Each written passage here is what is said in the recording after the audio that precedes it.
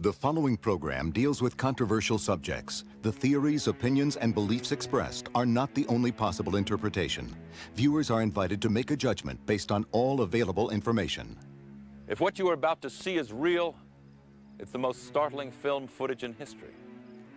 Although we remain skeptical, some experts believe this is authentic footage of an alien life form. Real or not, we must warn you. This appears to be an actual autopsy. And some of the footage you will see in the next hour is very gruesome. Stay with us as we put the question to you. Alien autopsy, fact or fiction? There must have been alien bodies. If the footage is authentic, that pretty well proves it. We've learned that aliens are visiting the Earth. Daddy said they looked like a small 10-year-old child. You could have the proof that this actually was an extraterrestrial craft. I'm not seeing a liver over to the right. I'm seeing a mass that I cannot readily explain. And I have great difficulty in correlating this with any human body that I have seen.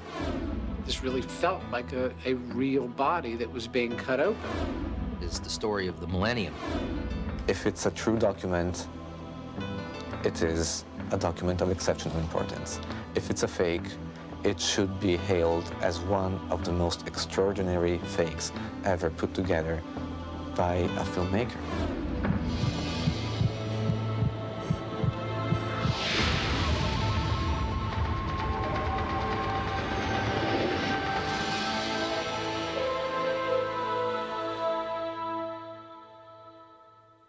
This is the Army airfield in Roswell, New Mexico.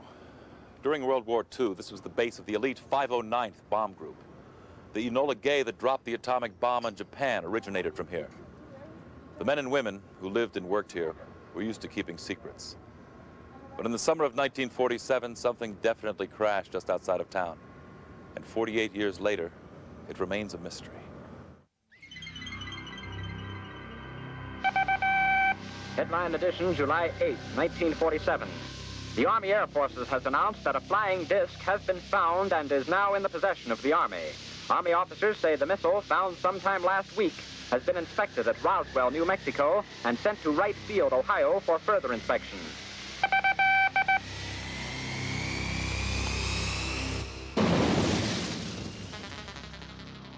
I was called to headquarters, was given copies of a press release which stated in essence that we had in our possession a flying disc. I was told to hand deliver to the 4 news media we had in town at that time. We had 2 radio stations and 2 newspapers.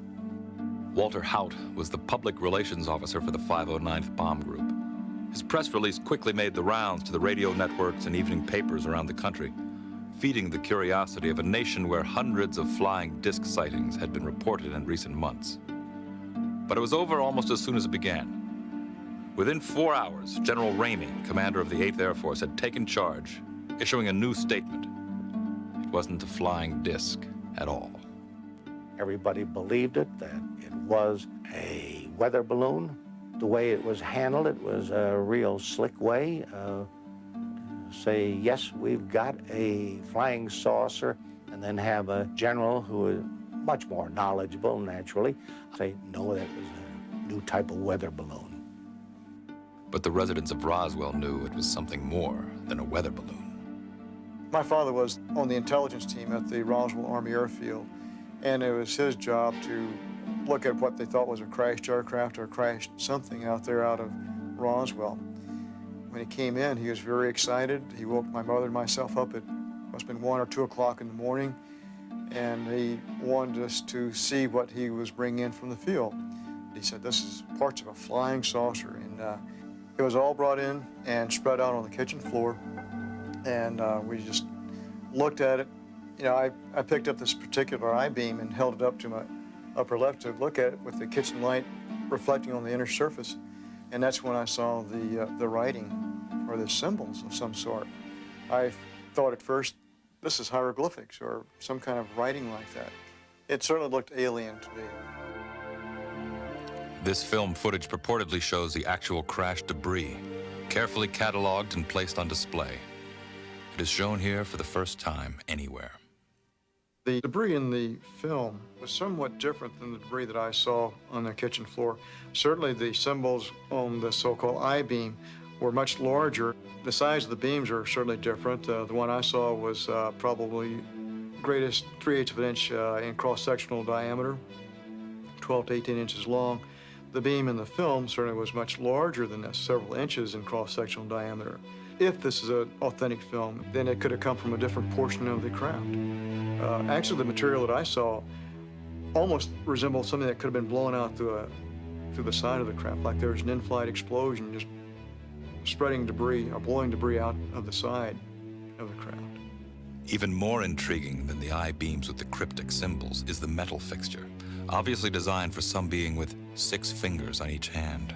You wonder if that might not have been some sort of control mechanism, that they put their hands in the grooves that are made for that, and maybe there's some way they can control the craft just by thought transference, by thinking about something with the hands in contact with this plate, that maybe it's some very unusual, very weird control mechanism.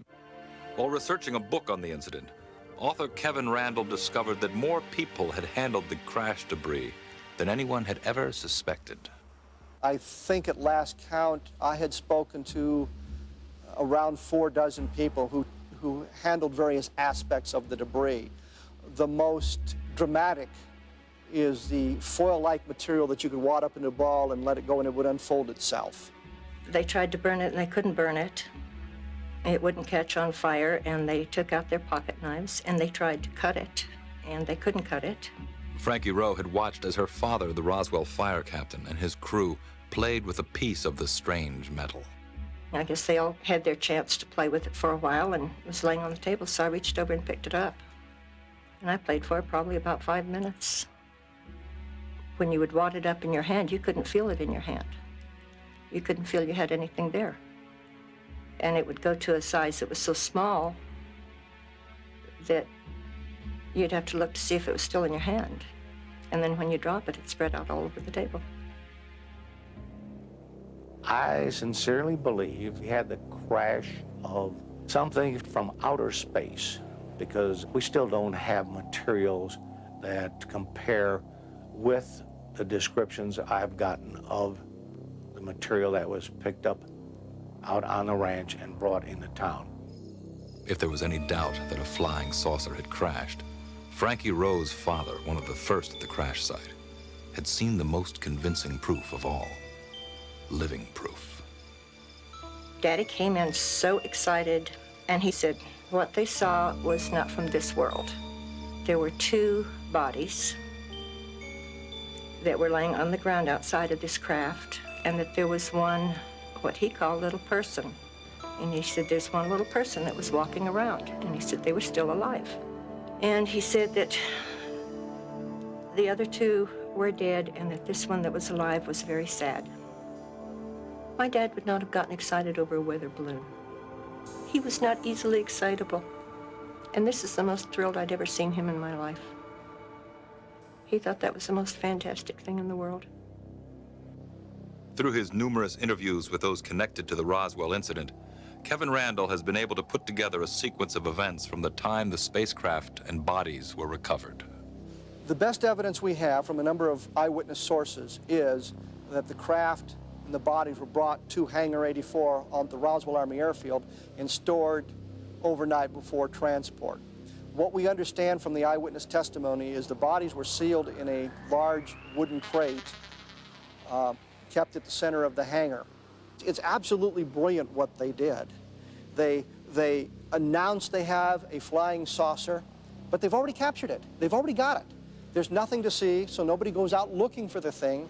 Then they shift everything to Fort Worth. The higher headquarters says, no, those guys made a mistake. It was just a weather balloon. The press can't find Jesse Marcel because he's in Fort Worth and he's been silenced. You know, when he came back from Carswell, after flying the debris, he did tell me not to talk about this, told my mother not to talk about this. This is a non-event. Play like it never happened. Don't even talk about this with your friends, which I didn't. And years later, he confided that he was actually part of the cover-up because he went along with the Air Force explanation, even though he knew full well that that was not true. There's corroborative testimony that suggests somebody was putting pressure on people to silence them, and they used what means were necessary to keep those people silent. With the military people, it was merely the threat of imprisonment and going to jail because they understood that. With some of the civilians, they were told that if you ever talk about it, you will be killed.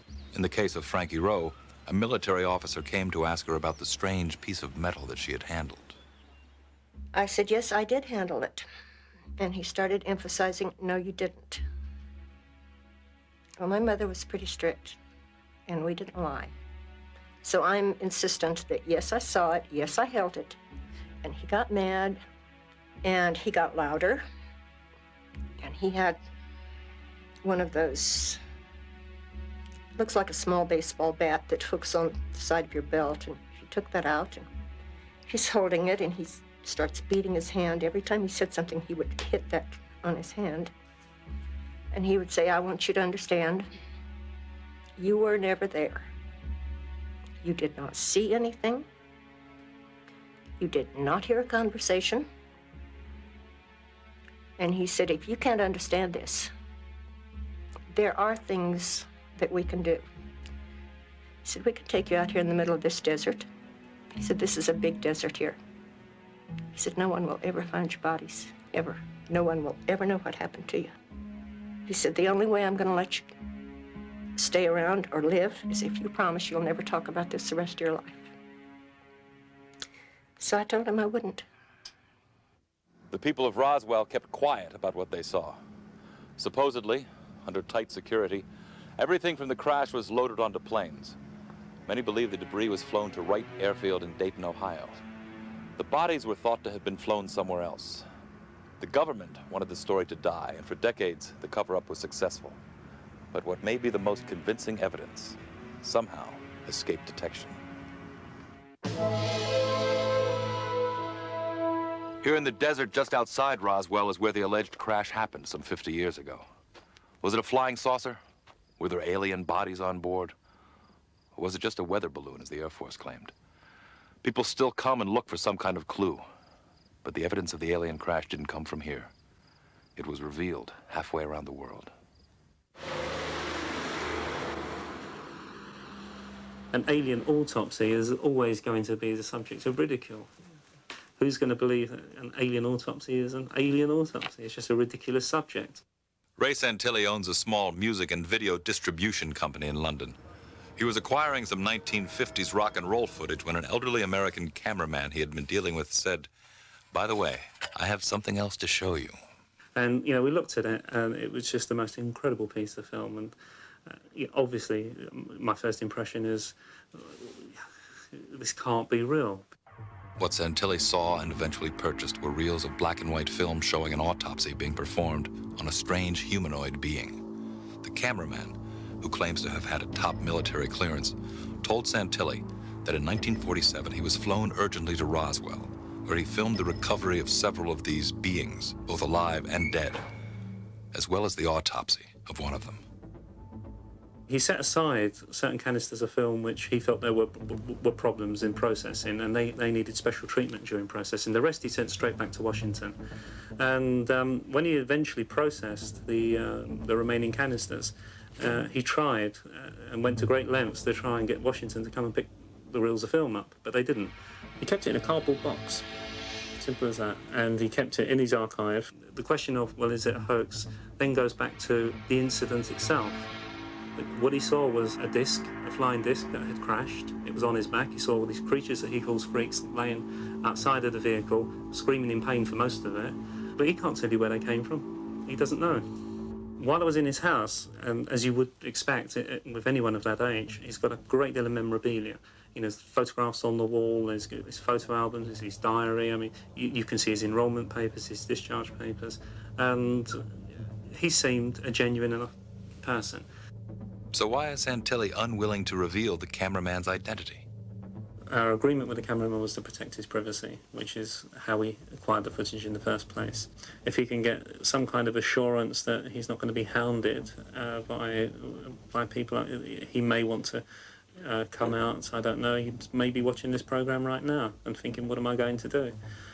His concern is, firstly, he's in his 80s, he just wants a peaceful life. That's the first thing. Secondly, he's accepted money, which is cash, and what effect is that going to have in terms of his tax position as well? I think the pressure will increase upon him. I think he'll realise that if he is telling the truth, and I've no reason to doubt that, if this was, you know, a crash of a space vehicle from wherever, that it is the most momentous event in human history. And he owes it to mankind to tell his story.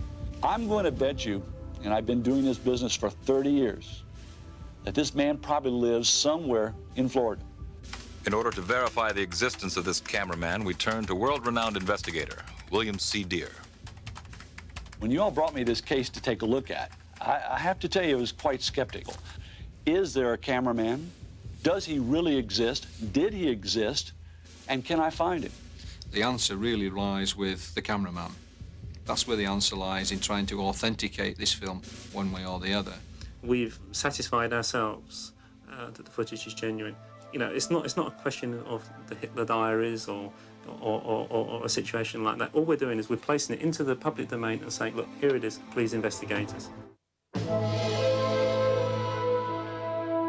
This film we're about to show you is either the first documentary evidence that an alien being visited our planet, or it's one of the most ambitious and fantastic frauds ever put on film. The alleged cameraman claims he shot the footage at Fort Worth Army Air Base. In a letter, he explains to us that one of the aliens discovered near Roswell had been secretly flown there for further study. This could be the world's first look at an actual being from another planet. You are watching the autopsy of what some say is an alien from outer space.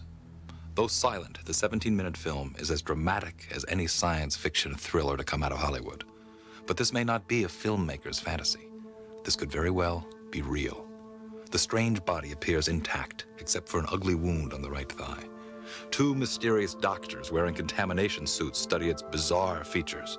A third person wearing a mask watches from behind the glass partition.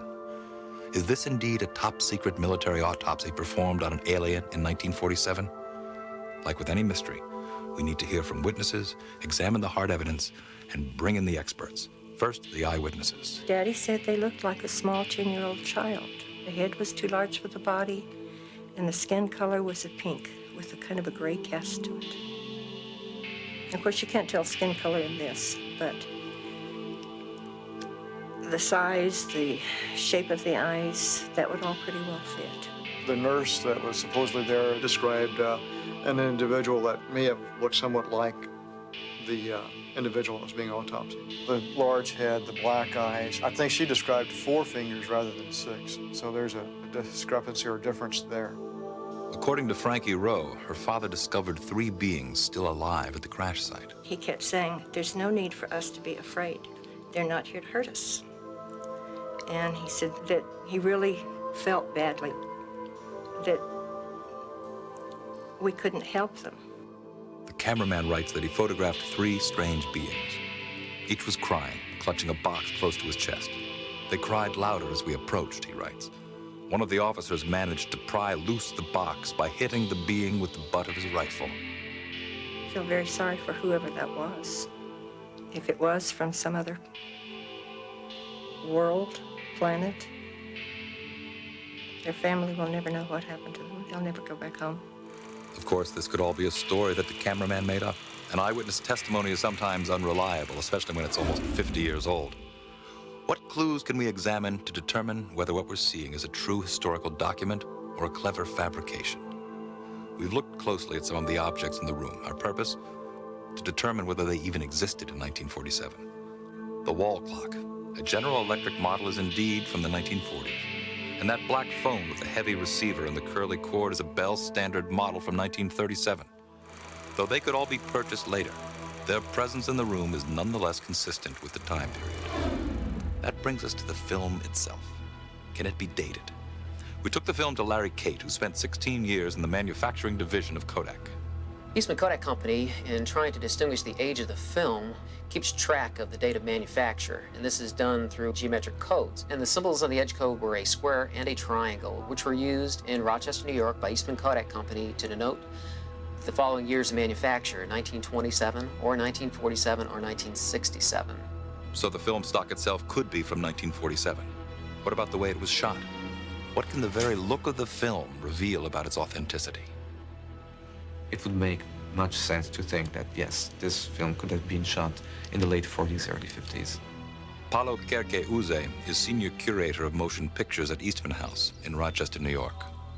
I'm often asked how difficult it is to fake a film. The answer is no. You cannot fake a motion picture that easily.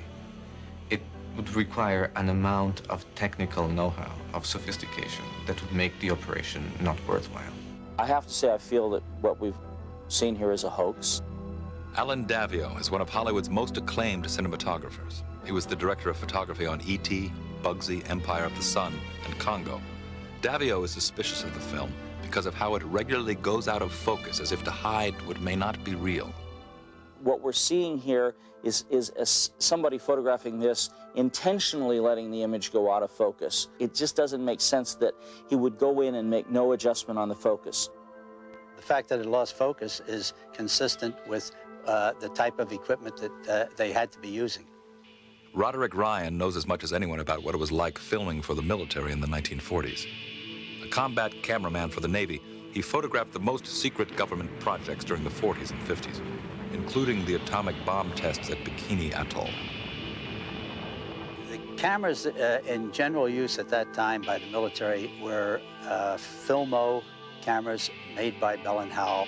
The camera did not have through-the-lens focusing, so if it maintained focus, there could be the possibility that it was done with modern-day equipment, which you can maintain focus, and that it was simulated rather than real footage from 1947. Davio was also suspicious of the film's authenticity because of the photographer's apparent inability to get the best shots. There's one case in particular where they're sawing the skull, where the person operating the camera continuously moves to a place repeatedly that he's not going to see anything, the doctor's back, and doesn't make the effort to go around the other side to look at the saw coming towards you and perhaps get a better view. He keeps moving to keep out of the way of the surgeons. If you look at the surgical crew, they're moving also, and he's just trying to be inobtrusive. We've had this out with the cameraman because, if nothing else, his integrity in terms of camera work is the only thing that's actually forced the comment out of him, because people have criticised the camera work. The cameraman was dressed in the same outfits as the surgeon, so he was restricted in his movement. And he said that the handheld camera was standard issue at that time, and they didn't treat it any different because it was either an experiment or an alien creature. The role of a photographer in the military is usually to record an event. It is not his job to do pretty pictures. And this, I think, was a very adequate job of recording an event. I will say that there's some terrific work done here, but I do not believe that this is a real event that I'm seeing. Every fake I've seen, the impression of fake comes up immediately. Let's put ourselves in the position of someone who decides to make a fake. Why in the world someone would invest such an amount of money, of effort, of mise-en-scène to put together a 23-minute film of this kind? It defies reason. It doesn't make sense. Let's say the film is from 1947. Kodak says that's possible. And it looks like an Army photographer could have shot it. That doesn't mean this isn't a hoax. But how far would someone have to go to stage it? Camera tricks are one thing. But how do you fake the flesh and blood body of an alien? Especially one that's about to be cut open. Is this really an autopsy of an alien being? Or could it be something else? A dummy? A deformed human? An incredible hoax? To find out, we showed the film to two of the world's leading pathologists. And I have to issue a warning at this point. What you are about to see is extremely graphic. Chris Milroy is a senior lecturer in forensic pathology at the University of Sheffield in England. His expertise in determining the cause of death has made him a sought-after witness in murder cases around the world. Cyril Wecht is a past president of the American Academy of Forensic Sciences. He has performed or supervised close to 40,000 autopsies. I have never performed an autopsy on any body that even closely resembles the being that we see on this film. Well, the ears are low set. They're below the position that one would expect to see in a normal human being. This strange creature that some are saying comes from outer space does fit the popular conception of what an alien looks like. The huge head and enlarged eyes are familiar from books and movies about otherworldly visitors. And it has other bizarre features not common to humans. There are 6 fingers on each hand, and there are also 6 toes on each foot, a condition known as polydactyly. And that's seen in various kinds of chromosomal or genetic abnormalities and defects. You don't see any male genitalia, and therefore all the indications are it looks like a female body, but without any secondary sexual development. In other words, there are no developed breasts. Weck's initial reaction was that we were looking at a woman with Turner's syndrome, a chromosomal disorder that affects 1 in 5,000 female births. The victims, who are lacking feminine chromosomes, do not develop sexually. However, few survive into adulthood. 99% of people who have these sexual chromosomal abnormalities abort spontaneously. In other words, they're just not born. So one of the things that I would think of is the possibility of a very, very rare Turner's syndrome baby that managed to survive well into the teens. But Turner's syndrome is not its only defect. There are also the 6 fingers and toes and the enlarged eyes. Can this extraordinary diversity of disorders ever appear in one human being? I wouldn't be surprised to find something with this pattern of abnormalities. I would think it would be very rare, but I wouldn't be surprised if someone said that this has been described somewhere in the medical literature. Not only is the body being examined a mystery, but so are the examiners hidden behind their contamination suits. As respected teachers, both Wecht and Milroy have trained hundreds of doctors. They know how a real autopsy is conducted versus what would give away an amateur or even an actor.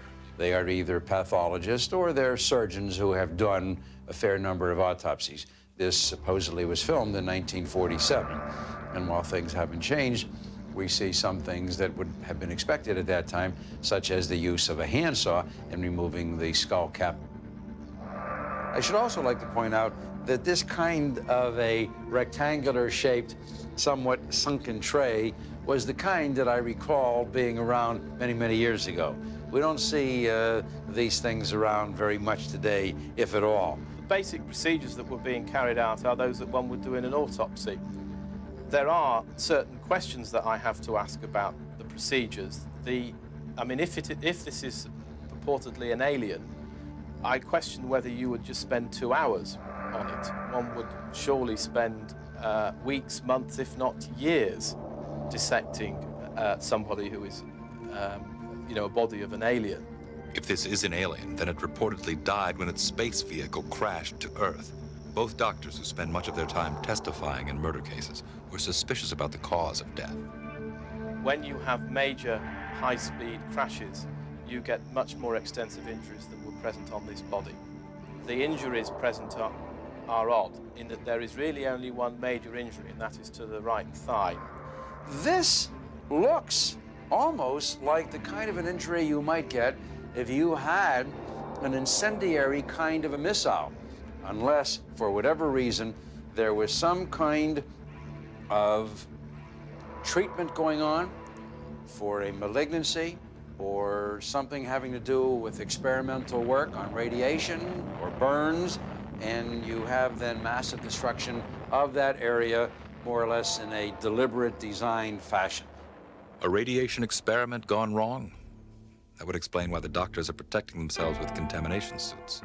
And radiation could be the cause of the being's death and also its freakish deformities. Remember, Roswell, where the body was supposedly found, was near the site of our military's secret nuclear testing program. Could this represent some very unfortunate woman who had a malignancy, probably of the ovaries or the cervix, the uterus, who then received radiation treatment. That's a possibility that we should keep in mind. But that would not explain, as far as I'm concerned, obviously the polydactyly. That's not going to make toes and fingers grow. That would not explain the disproportionately large head and would not explain the disproportionately large orbital sockets. If the pathologist cannot yet explain what could have caused this uniquely deformed creature, maybe they'll find the answer to the mystery when the dissection begins. That's when they take their examination to the inside of the body. I cannot relate these structures to abdominal contents. The liver, if it were the liver, should be over here to the right. I'm seeing a mass that I cannot readily explain, and I have great difficulty in correlating this with any human body that I have seen. This is a structure that must be the brain if it is a human being. It looks like no brain that I've ever seen, whether it's a brain filled with tumor, a brain that has been radiated, a brain that has been traumatized and is hemorrhagic. When it was outside of the body, what was shown in the tray did not, to me, look like a human brain. It just looked too discoloured and misshapen. I would have to say, as difficult as it is for me to say it, as reluctant as I am to say it, that what I have seen here does not appear to be a human being. What is this? I would prefer to say, for the time being, that it is humanoid. I'm not going to say it is from a distant planet. What planet? I don't know. But I cannot say that it is a member of the human race as you and I know the human race. Of course, another explanation is that this is not the body of a flesh and blood being at all, but rather a man-made creation designed to fool whoever sees it. How hard would it be to make a dummy that bleeds so convincingly? No one is better at tricking the public that monsters can be real than Stan Winston, whose company has created some of the most lifelike creatures to come out of Hollywood. He built the dinosaurs in Jurassic Park, and appropriately enough, the extraterrestrial predators of aliens. For Winston, recreating a simple humanoid like this should be a piece of cake. My initial reaction when I first saw the piece was that it was not real, that it was a body that someone had created as a prop. And we started the autopsy and actually cutting this body open and knowing how difficult it is for us in the live effects world to actually simulate cutting skin. I started looking at it and saying to myself, if in fact this isn't real, I would be real proud of creating an image like that myself today. In fact, I want to talk it over with some guys here in the studio as to how we would do that.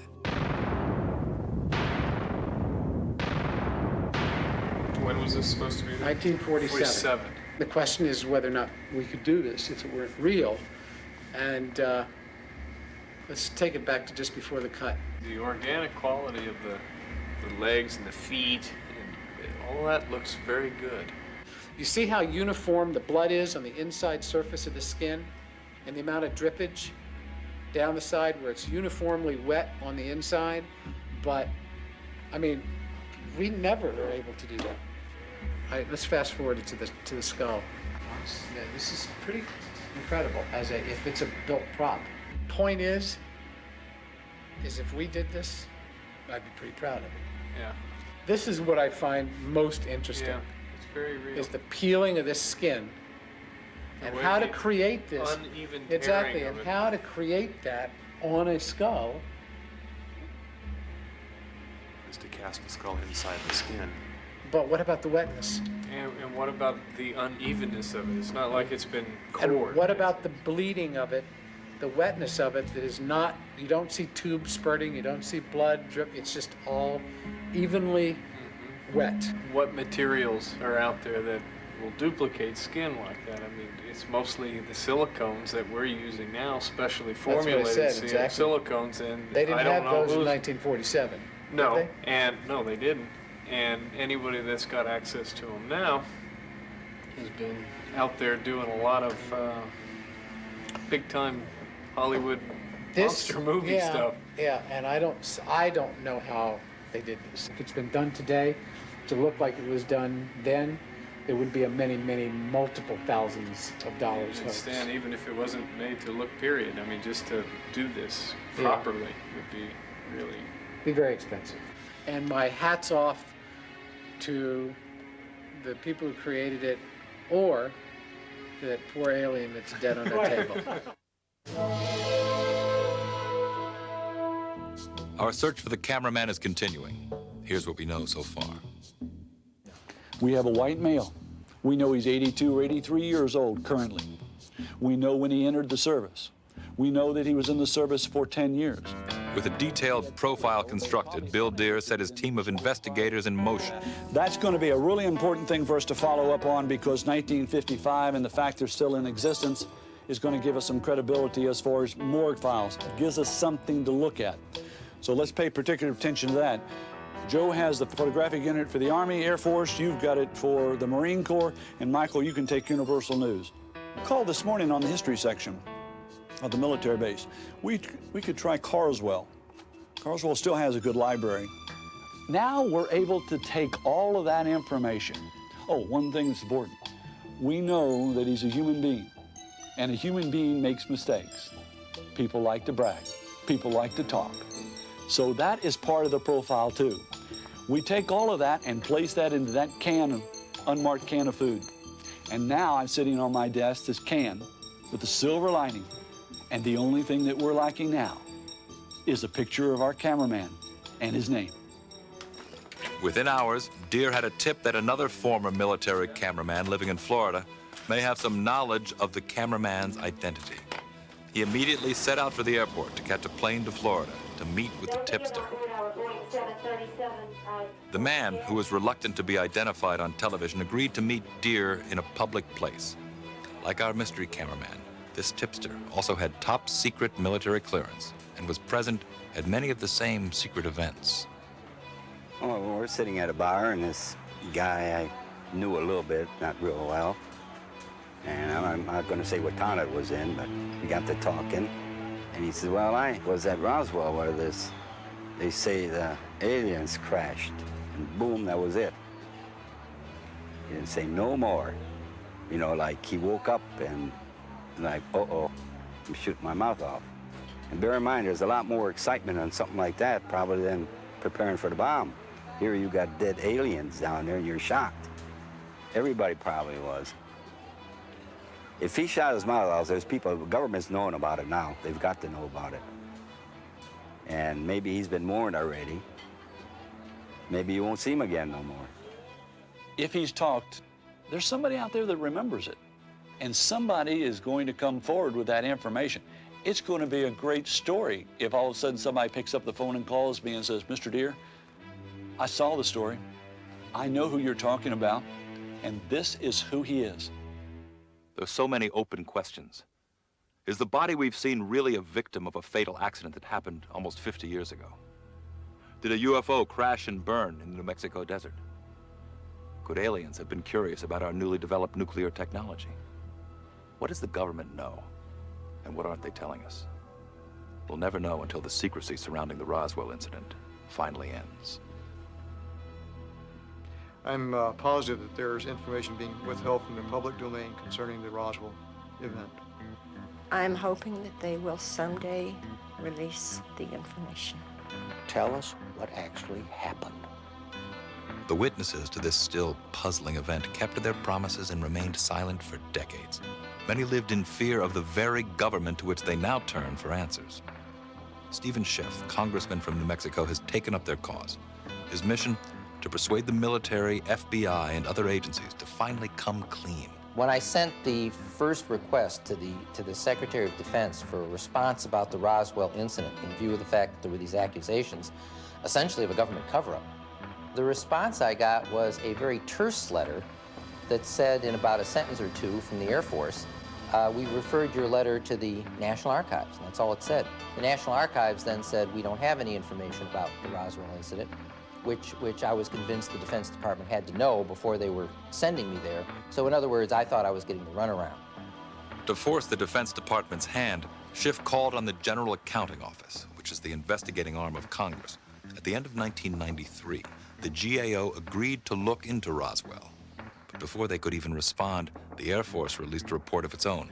In late 1994, they offered a new explanation of what crashed in Roswell back in 1947. The Air Force maintained that the crash was still a balloon. They have disavowed the weather balloon story, but they say that it was then a different kind of balloon, a special balloon to go to very high altitude for the purpose of detecting whether the Soviets were exploding nuclear weapons in the atmosphere. I don't know that the Air Force has ever explained what took them so long to say this is the explanation, if this is the explanation. On July 28, 1995, the GAO issued its report on Roswell. It had requested classified and unclassified records from the Department of Defense, the FBI, the CIA, the Department of Energy, and the White House Office of Science and Technology. With the exception of an FBI teletype and a Roswell airfield newsletter, both of which referred to the account of a weather balloon, none of these agencies claimed to have any information on Roswell. Schiff had asked the GAO to track down all outgoing messages from the Roswell Army Airfield to military higher-ups in the summer of 1947. The GAO's findings? All these outgoing messages have been destroyed. They believe that the records, in fact, were destroyed more than 4 decades ago. So there's not an individual on the job now we can just call up and say, what happened to these records? And so the GAO has simply no further recommendations or ideas on how to go farther. The only records we're talking about being destroyed are communications from Roswell Army Airfield, 509th, the only atomic bombing group in the world, out moving messages. How about the analysis of the materials? How about the autopsy reports? How about the eyewitness testimony from those who stood guard, those who carried it, those who tested it at various government labs? There ought to be a ton of other paper. Stanton Friedman and other researchers believe that the complete file in Roswell still remains hidden. It's a file they believe that includes documentary evidence of a crash of a flying saucer and the autopsy of the alien found within. There is no question that film exists of the autopsy. When you have an event like this, you're going to film every aspect of it. We've been told by people who participated in the cleanup on both the debris field and the impact site that photographs were taken. Film was taken. All this exists somewhere. Is this film part of that evidence? Or is it simply a hoax not even connected to Roswell, but that some are hoping is real in their eagerness to find answers to this 50-year-old mystery? I see nothing in this picture which leads me to believe we're dealing with aliens as opposed to Earthlings with peculiar characteristics. The wreckage doesn't look like anything I've seen from descriptions of wreckage by witnesses I trust. I can find nothing to link it. It doesn't seem to me that somebody has put together a gigantic spoof here. If they have, boy, they're wasting their time in engaging in some small ripoff like this. They should be in Hollywood making some fantastic films with Steven Spielberg or something. Nothing about this thing feels phony. If you came to me and said that you created this illusion, you'd be working here like that. My guess is that this was done by somebody strictly for money. I think eventually it will be shown to be a hoax, but by that time, Santilli will have collected his royalties from the different television companies throughout the world, and he will have made the majority of his sales of videos. If it's a true document, it is a document of exceptional importance. If it's a fake, it should be hailed as one of the most extraordinary fakes ever put together by a filmmaker. Was this a real encounter with another civilization? A bizarre human experiment gone wrong? Or an elaborately staged production? We don't claim to have the answer. But by consulting with film experts, eyewitnesses, pathologists, and some of Hollywood's top movie makers, we've given you an opportunity to hear from all sides. Is this alien autopsy really fact or fiction? Until we know more, you'll have to decide. What if? What if? What if the alien is real? Let's consider. He was an explorer, perhaps a scientist. Crashed and died on a distant blue planet, light years from his home. A frightened race of beings found his lifeless body, performed experiments, and hid the results. Why did he come to our planet? What went wrong? Obviously, his own mission failed. But in his death, he may have delivered the most important message mankind has ever received. We are not alone. I'm Jonathan Frakes. Good night. This is Robert Kiviat, executive producer of Alien Autopsy, Fact or Fiction. Due to the overwhelming interest in this program when it aired on network television, coming up next, and exclusively for this home video, you will see for the first time ever the entire uncut Alien Autopsy footage. In addition, you will see the complete footage allegedly showing the debris from the purported flying saucer that crashed in Roswell in 1947.